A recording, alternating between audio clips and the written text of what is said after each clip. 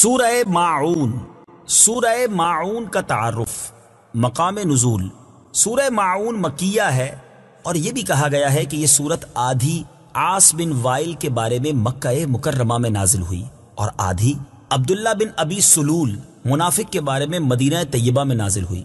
آیات، کلمات اور حروف کی تعداد: اس سورت میں 1 رکوع، 7 آیتیں، 25 کلمے اور 125 حروف ہیں۔ ماعون نام رکھنے کی وجہ: ماعون کا معنی ہے استعمال کی معمولی چیز، اور اس سورت کی آخری آیت میں یہ لفظ موجود ہے، اس مناسبت سے اسے سورہ ماعون کہتے ہیں۔ سورہ ماعون کے مضامین: اس سورت کا مرکزی مضمون یہ ہے کہ اس میں کافروں اور منافقوں کی مذمت بیان کی گئی ہے، اور اس میں یہ مضامین بیان ہوئے ہیں۔ نمبر 1، اس سورت کی ابتدائی آیات میں ان کافروں کی مذمت کی گئی جو حساب اور جزا کے دن کو جھٹلاتے ہیں، یتیم کو دھکے دیتے ہیں اور مسکین کو کھانا دینے کی ترغیب نہیں دیتے۔ نمبر 2، آخری آیات میں ان منافقوں کی مذمت کی گئی جو لوگوں کے سامنے نمازی بنتے اور تنہائی میں نمازیں چھوڑتے تھے، اور لوگوں کے سامنے بھی جو نمازیں ادا کرتے ان سے اللہ تعالیٰ کی رضا حاصل کرنے کی بجائے لوگوں کو یہ دکھانا مقصود ہوتا تھا کہ ہم بھی نمازی ہیں۔ اور اس کے ساتھ ساتھ ان کی ایک بری خصلت یہ تھی کہ اگر ان سے کوئی استعمال کی معمولی چیز مانگتا تو وہ اسے منع کر دیتے تھے۔ سورہ قریش کے ساتھ مناسبت: سورہ ماعون کی اپنے سے ما قبل سورت قریش کے ساتھ ایک مناسبت یہ ہے کہ سورہ قریش میں ان لوگوں کی مذمت بیان کی گئی تھی جو اللہ تعالیٰ کی نعمتوں کا شکر ادا نہیں کرتے، اور اس سورت میں ان لوگوں کی مذمت بیان کی گئی ہے جو مسکین کو کھانا کھلانے کی ترغیب نہیں دیتے۔ دوسری مناسبت یہ ہے کہ سورہ قریش میں خانہ کعبہ کے رب عز و جل کی عبادت کرنے کا حکم دیا گیا، اور اس سورت میں ان لوگوں کی مذمت کی گئی جو سستی اور کاہلی کے ساتھ نماز ادا کرتے ہیں۔ بسم اللہ الرحمن الرحیم۔ ترجمہ: اللہ کے نام سے شروع جو نہایت مہربان رحمت والا ہے۔ ارأیت الذی یکذب بالدین۔ ترجمہ: کیا تم نے اس شخص کو دیکھا جو دین کو جھٹلاتا ہے؟ ارأیت الذی یکذب بالدین۔ کیا تم نے اس شخص کو دیکھا جو دین کو جھٹلاتا ہے؟ تفسیر صراط الجنان میں ہے۔ شان نزول: اس آیت کے شان نزول کے بارے میں ایک قول یہ ہے کہ یہ آیت عاص بن وائل سہمی کے بارے میں نازل ہوئی۔ وہ قیامت کے دن کا انکار کرتا تھا اور برے کام بھی کیا کرتا تھا۔ دوسرا قول یہ ہے کہ یہ آیت ولید بن مغیرہ کے بارے میں نازل ہوئی۔ تیسرا قول یہ ہے کہ یہ آیت ابو جہل کے بارے میں نازل ہوئی۔ مروی ہے کہ ابو جہل نے ایک یتیم کی پرورش کی ذمہ داری لی۔ ایک دن وہ یتیم ننگے بدن اس کے پاس آیا اور اپنے مال میں سے کچھ طلب کیا۔ اس نے اسے دھکے دے کر نکال دیا۔ قریش کے سرداروں نے اس سے کہا کہ تم محمد مصطفیٰ صلی اللہ تعالی علیہ وآلہ وسلم کے پاس جاؤ، وہ تمہاری سفارش کر دیں گے۔ اس سے ان لوگوں کا مقصد نبی کریم صلی اللہ تعالی علیہ وآلہ وسلم کا مذاق اڑانا تھا، لیکن یتیم کو یہ چیز معلوم نہ تھی۔ چنانچہ وہ یتیم تاجدار رسالت صلی اللہ تعالی علیہ وآلہ وسلم کی بارگاہ میں حاضر ہوا اور اپنی فریاد پیش کی، اور سید المرسلین صلی اللہ تعالی علیہ وآلہ وسلم کبھی کسی محتاج کو خالی ہاتھ نہ لوٹاتے تھے۔ چنانچہ آپ صلی اللہ تعالی علیہ وآلہ وسلم اس یتیم کے ساتھ ابو جہل کے پاس گئے۔ اس نے رسول کریم صلی اللہ تعالی علیہ وسلم کو دیکھ کر مرحبا کہا اور فوراً یتیم کا مال اس کے حوالے کر دیا۔ یہ دیکھ کر قبیلہ قریش کے لوگوں نے اسے عار دلایا اور کہا کہ تو اپنے دین سے پھر گیا ہے۔ ابو جہل نے جواب دیا، خدا کی قسم میں اپنے دین سے پھرا نہیں، اصل بات یہ ہے کہ میں نے ان کی دائیں اور بائیں طرف ایک نیزہ دیکھا اور مجھے یہ ڈر لگا کہ اگر میں نے ان کی بات نہ مانی تو یہ نیزہ مجھے پھاڑ ڈالے گا۔ چوتھا قول یہ ہے کہ یہ آیت کسی خاص آدمی کے بارے میں نازل نہیں ہوئی، بلکہ اس میں ہر وہ شخص داخل ہے جو قیامت کے دن کا انکار کرتا ہے۔ اس کی وجہ یہ ہے کہ انسان کا نیک اعمال کرنا اور ممنوعات سے رکنا ثواب میں رغبت اور عذاب کے ڈر سے ہوتا ہے، تو جب وہ قیامت کا ہی منکر ہوگا تو وہ نفسانی خواہشات اور لذتوں میں سے کچھ نہ چھوڑے گا۔ اس سے ثابت ہوا کہ قیامت کا انکار کفر اور گناہوں کی تمام اقسام کی بنیاد کی طرح ہے۔ اس آیت اور اس کے بعد والی 2 آیات کا خلاصہ یہ ہے کہ اے انسان، کیا تم اس شخص کو پہچانتے ہو جو دلائل واضح ہونے کے باوجود حساب اور جزا کا انکار کرتا ہے؟ اگر نہیں پہچانتے تو سنو، یہ وہ شخص ہے جو اپنے کفر کی وجہ سے یتیم کو دھکے دیتا، ڈانٹتا اور مارتا ہے، اور اس کے ساتھ ظلم کرتے ہوئے اس کا حق اور اس کا مال اسے نہیں دیتا، اور اپنے انتہا درجے کے بخل، دل کی سختی اور کمینے پن کی وجہ سے مسکین کو کھانا نہیں دیتا، اور نہ ہی وہ کسی اور کو یتیم کو کھانا دینے کی ترغیب دیتا ہے۔ کیونکہ وہ اس عمل پر ثواب ملنے کا اعتقاد نہیں رکھتا۔ اگر وہ جزا پر ایمان لاتا اور وعید پر یقین رکھتا تو اس سے یہ افعال صادر نہ ہوتے۔ فَذَلِكَ الَّذِي يَدُعُّ الْيَتِيمَ۔ ترجمہ، تو وہ آدمی ہے جو یتیم کو دھکے دیتا ہے۔ فَذَلِكَ الَّذِي يَدُعُّ الْيَتِيمَ، تو وہ آدمی ہے جو یتیم کو دھکے دیتا ہے۔ تفسیر صراط الجنان میں ہے، یعنی دین کو جھٹلانے والے شخص کا اخلاقی حال یہ ہے کہ وہ یتیم کو دھکے دیتا ہے۔ یتیموں کے ساتھ کفار کا سلوک اور ان کے بارے میں اسلام کی تعلیمات۔ اس آیت میں کفار کا یتیموں کے ساتھ سلوک بیان کیا گیا، جبکہ اس کے مقابلے میں یتیموں کے بارے میں اسلام کی تعلیمات ملاحظہ کیجیے۔ چنانچہ اللہ تعالیٰ یتیموں کے سرپرستوں سے ارشاد فرماتا ہے، وَآتُوا الْيَتَامَى أَمْوَالَهُمْ وَلَا تَتَبَدَّلُوا الْخَبِيثَ بِالطَّيِّبِ وَلَا تَأْكُلُوا أَمْوَالَهُمْ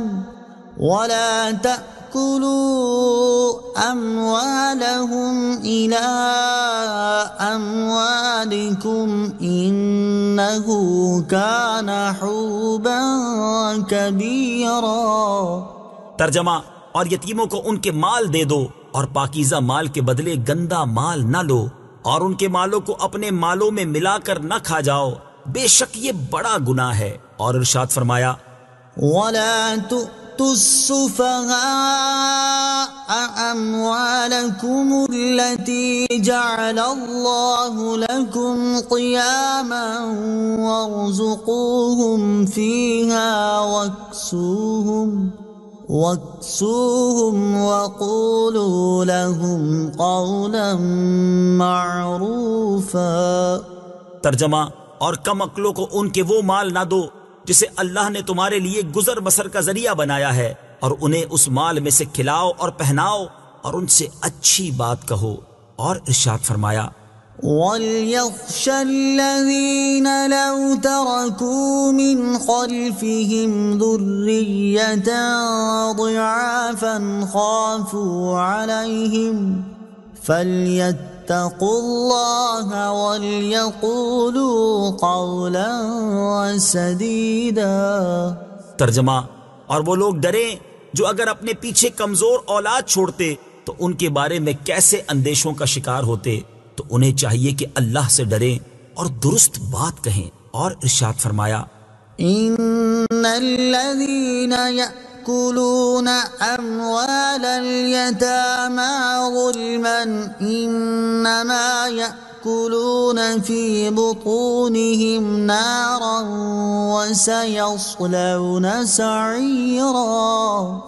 ترجمہ، بے شک وہ لوگ جو ظلم کرتے ہوئے یتیموں کا مال کھاتے ہیں وہ اپنے پیٹ میں بالکل آگ بھرتے ہیں، اور ان قریب یہ لوگ بھڑکتی ہوئی آگ میں جائیں گے۔ اور حضرت ابو ہریرہ رضی اللہ تعالی عنہ سے روایت ہے، ابن ماجہ کی حدیث ہے، رسول کریم صلی اللہ تعالی علیہ وآلہ وسلم نے ارشاد فرمایا، مسلمانوں میں بہترین گھر وہ گھر ہے جس میں یتیم ہو اور اس کے ساتھ اچھا سلوک کیا جاتا ہو، اور مسلمانوں میں بدترین گھر وہ گھر ہے جس میں یتیم ہو اور اس کے ساتھ برا سلوک کیا جاتا ہو۔ اور حضرت ابو امامہ رضی اللہ تعالی عنہ سے روایت ہے، رسول اللہ صلی اللہ تعالی علیہ وآلہ وسلم نے ارشاد فرمایا، جو کسی یتیم کے سر پر اللہ تعالیٰ کی رضا کے لیے ہاتھ پھیرے تو اس کے لیے ہر اس بال کے عوض نیکیاں ہوں گی جس پر اس کا ہاتھ پھرے، اور جو اپنے پاس رہنے والے یتیم لڑکے یا یتیم لڑکی سے بھلائی کرے تو جنت میں اور وہ ان کی طرح ہوں گے۔ اور آپ صلی اللہ تعالی علیہ وآلہ وسلم نے اپنی 2 انگلیاں ملائیں۔ کفار کے طرز عمل اور اسلام کی تعلیمات کو سامنے رکھتے ہوئے ہر شخص بخوبی سمجھ سکتا ہے کہ بچوں کے حقوق کی حفاظت کے لیے جو اقدامات دین اسلام نے کیے اور جو احکامات دین اسلام نے دیے، ان کی مثال کسی اور دین میں نہیں مل سکتی۔ وَلَا يَحُضُّ عَلَى طَعَامِ الْمِسْكِينِ۔ ترجمہ، اور مسکین کو کھانا دینے کی ترغیب نہیں دیتا۔ وَلَا يَحُضُّ عَلَى طَعَامِ الْمِسْكِينِ، اور مسکین کو کھانا دینے کی ترغیب نہیں دیتا۔ تفسیر صراط الجنان میں ہے، یعنی دین کو جھٹلانے والے کا حال یہ ہے کہ وہ اپنے گھر والوں اور دیگر مالداروں کو اس بات کی ترغیب نہیں دیتا کہ وہ مسکین کو کھانا دیں، مسکین کے ساتھ کفار کا طرز عمل اور دین اسلام کی تعلیمات۔ اس آیت میں مسکین سے کفار کا سلوک بیان کیا گیا۔ اب مسکین کے بارے میں اسلام کی تعلیمات ملاحظہ ہوں۔ اللہ تعالیٰ ارشاد فرماتا ہے فآت ذا القربى حقه والمسكين وابن السبيل ذلك خير للذين يريدون وجه الله وأولئك هم المفلحون۔ ترجمہ، تو رشتہ دار کو اس کا حق دو اور مسکین اور مسافر کو بھی، یہ ان لوگوں کے لیے بہتر ہے جو اللہ کی رضا چاہتے ہیں، اور وہی لوگ کامیاب ہونے والے ہیں۔ اور اللہ تعالیٰ نے اپنے نیک بندوں کا وصف بیان کرتے ہوئے ارشاد فرمایا وَيُطْعِمُونَ الطَّعَامَ عَلَى حُبِّهِ مِسْكِينًا وَيَتِيمًا وَأَسِيرًا إِنَّمَا نُطْعِمُكُمْ لِوَجْهِ اللَّهِ لَا نُرِيدُ مِنكُمْ جَزَاءً وَلَا شُكُورًا۔ ترجمہ، اور وہ اللہ کی محبت میں مسکین اور یتیم اور قیدی کو کھانا کھلاتے ہیں۔ ہم تمہیں خاص اللہ کی رضا کے لیے کھانا کھلاتے ہیں، ہم تم سے کوئی بدلہ یا شکریہ نہیں چاہتے۔ اور حضرت انس رضی اللہ تعالی عنہ سے روایت ہے، ترمذی شریف کی حدیث ہے، نبی کریم صلی اللہ تعالی علیہ وآلہ وسلم نے ارشاد فرمایا، مسکین لوگ جنت میں مالداروں سے 40 برس پہلے جائیں گے۔ اے عائشہ رضی اللہ تعالی عنہا، مسکین کو خالی نہ پھیرو، اگرچہ کھجور کی کاش ہی ہو اسے دے دو۔ اے عائشہ رضی اللہ تعالی عنہا، مسکینوں سے محبت کرو، انہیں قریب رکھو تاکہ اللہ تعالیٰ قیامت میں تمہیں قریب کر دے۔ فَوَيْلٌ لِّلْمُصَلِّينَ الَّذِينَ هُمْ عَن صَلَاتِهِمْ سَاهُونَ الَّذِينَ هُمْ يُرَاءُونَ۔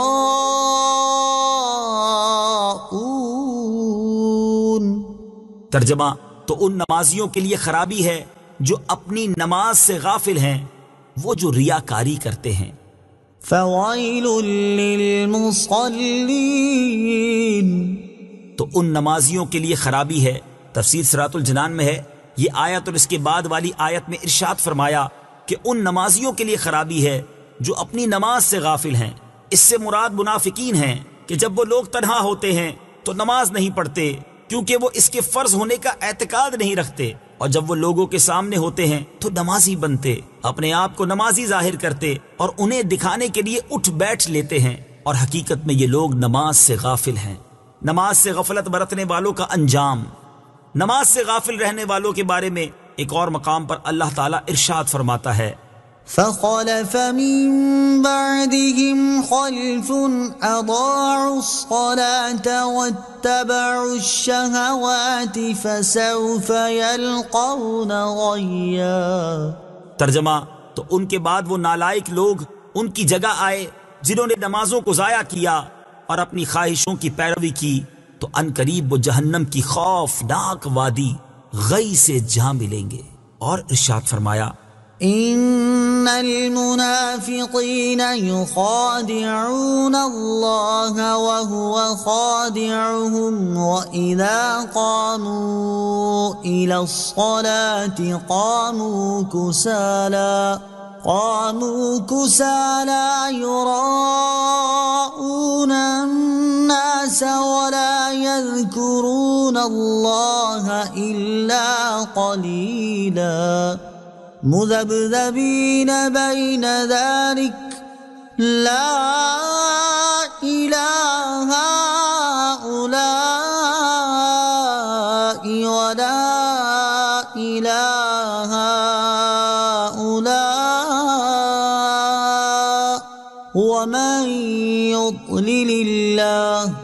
ومن يضلل الله فلن تجد له سبيلا۔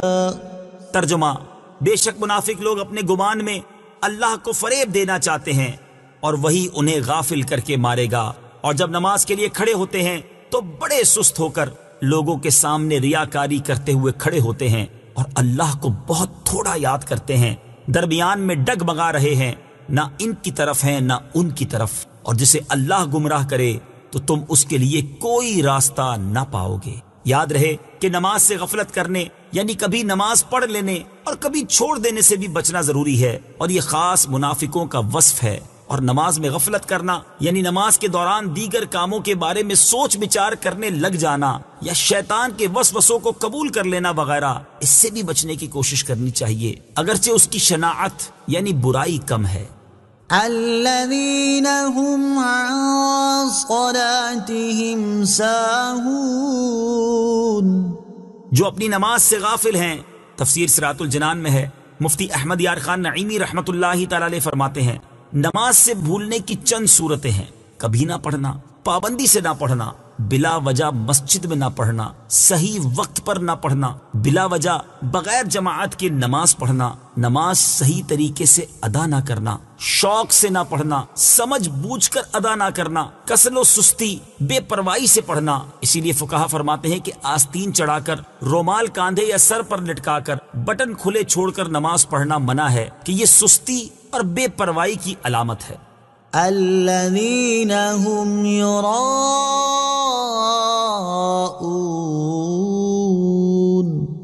وہ جو ریاکاری کرتے ہیں۔ تفسیر صراط الجنان میں ہے، یعنی منافقین فرائض کی بجا آوری اور اللہ تعالیٰ کی رضا حاصل کرنے کے لیے عبادت نہیں کرتے، بلکہ لوگوں کو دکھانے کے لیے عبادات کرتے ہیں۔ ریاکاری کی تعریف اور اس کی مذمت۔ ریاکاری کی تعریف یہ ہے کہ اپنے عمل کو اس ارادے سے ظاہر کرنا کہ لوگ اسے دیکھ کر اس کی عبادت گزاری کی تعریف کریں۔ کثیر احادیث میں ریاکاری کی مذمت بیان کی گئی ہے، یہاں ان میں سے 2 احادیث ملاحظہ ہوں۔ چنانچہ نمبر 1، حضرت ابو سعید خدری رضی اللہ تعالی عنہ فرماتے ہیں، ہم لوگ مسیح دجال کا ذکر کر رہے تھے کہ رسول کریم صلی اللہ تعالی علیہ وآلہ وسلم تشریف لائے اور ارشاد فرمایا، میں تمہیں ایسی چیز کی خبر نہ دوں جس کا مسیح دجال سے بھی زیادہ میرے نزدیک تم پر خوف ہے؟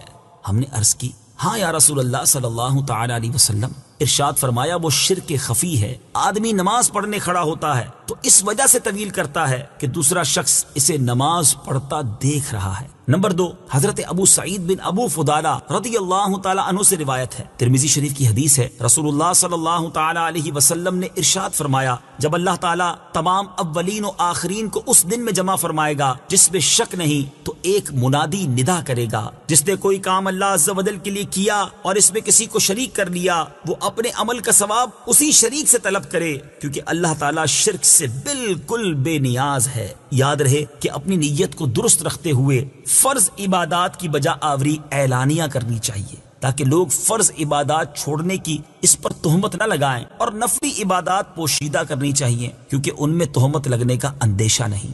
وَيَمْنَعُونَ الْمَاعُونَ، ترجمہ، اور استعمال کی معمولی سی چیزیں بھی نہیں دیتے۔ وَيَمْنَعُونَ الْمَاعُونَ، اور استعمال کی معمولی سی چیزیں بھی نہیں دیتے۔ تفسیر صراط الجنان میں ہے، اس سے پہلی آیات میں خالق کے ساتھ منافقین کا معاملہ بیان کیا گیا، اب یہاں سے مخلوق کے ساتھ ان کا طرز عمل بیان کیا جا رہا ہے کہ اگر ان سے برتنے کی کوئی معمولی چیز جیسے سوئی، ہنڈیا یا پیالہ وغیرہ مانگے تو بخل کرتے ہوئے اسے نہیں دیتے۔ گھروں میں استعمال کی معمولی چیزیں حاجت سے زیادہ رکھیں۔ علماء فرماتے ہیں مستحب ہے کہ آدمی اپنے گھر میں ایسی چیز اپنی حاجت سے زیادہ رکھے جن کی ہمسائیوں کو حاجت ہوتی ہے اور انہیں عاریتاً دیا کرے۔ حضرت عائشہ صدیقہ رضی اللہ تعالی عنہا فرماتی ہیں، میں نے عرض کی، یا رسول اللہ صلی اللہ تعالی علیہ وآلہ وسلم، کون سی چیز ہے جس کا منع کرنا حلال نہیں؟ ارشاد فرمایا، پانی، نمک اور آگ۔ میں نے عرض کی، یا رسول اللہ صلی اللہ تعالی علیہ وسلم، پانی کو تو ہم سمجھ گئے، مگر نمک اور آگ کا یہ حکم کیوں ہے؟ ارشاد فرمایا، اے حمیرہ رضی اللہ تعالی عنہا، جس نے کسی کو آگ دی اس نے گویا اس آگ سے پکا ہوا سارا کھانا خیرات کیا، اور جس نے کسی کو نمک دیا اس نے گویا سارا وہ کھانا خیرات کیا جسے اس نمک نے لذیذ بنایا، اور جس نے کسی مسلمان کو ایک گھونٹ پانی وہاں پلایا جہاں پانی عام ملتا ہو تو اس نے گویا غلام آزاد کیا، اور جس نے مسلمان کو وہاں ایک گھونٹ پانی پلایا جہاں پانی نہ ملتا ہو اس نے گویا اسے زندگی بخشی۔ صدق اللہ العظیم۔